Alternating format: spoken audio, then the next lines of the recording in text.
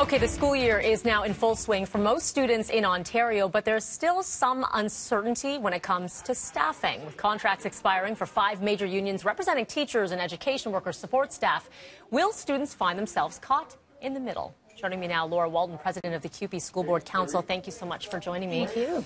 Okay, we are day 2 for some students. Day 2. Some students haven't even started yet across the province. And some started last week. That's it. Yeah. So where do things stand with contracts? Because we're talking about teachers, support staff. These are EAs, these are custodial staff. Yep.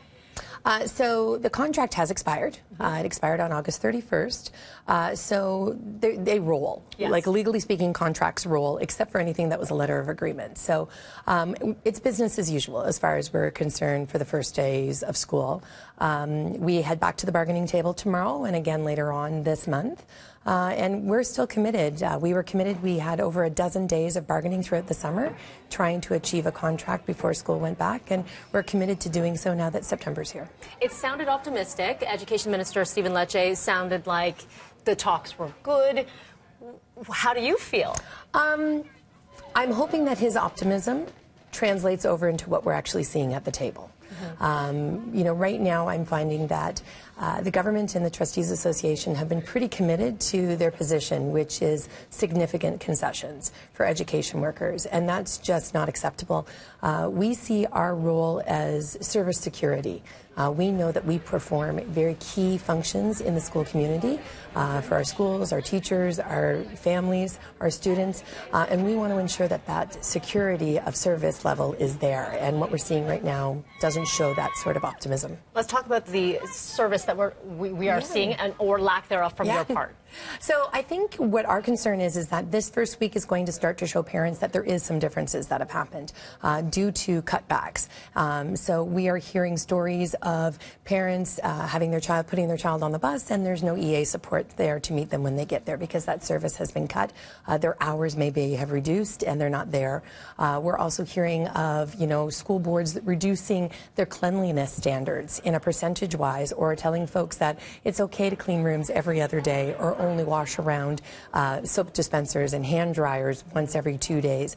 That's not acceptable for us. Now, some of this isn't new because we've seen cutbacks over the years, not just through the Ford government, but through the Liberals as well. Yeah. So are you seeing a rollover effect? Are you seeing it worsen? I think what you're seeing is compiling. I think that, for the last 20 years, we've been really kind of focused on, well, in the last 10 at least, an austerity position in education. And what we're starting to see is people have made do.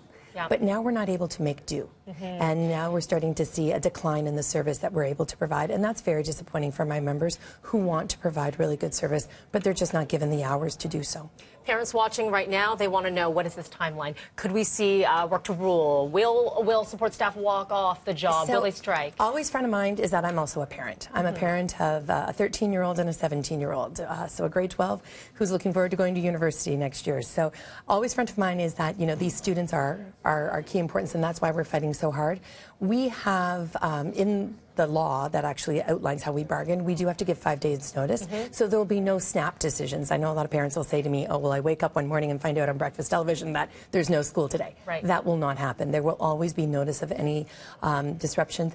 But, I'm really encouraging parents to speak to those education workers, hear the stories, because they're trying so hard to work for their students, and they're just not given that time. And this isn't a choice that any of us make, but we do throw it back and say, there is 2 sides at the table, and we both have a part in whether work disruption happens. Okay, so talks are ongoing. We'll check back in with you in a couple weeks. You can, yes. Because we might see some development there. Thank you so much for that, Laura. I appreciate it.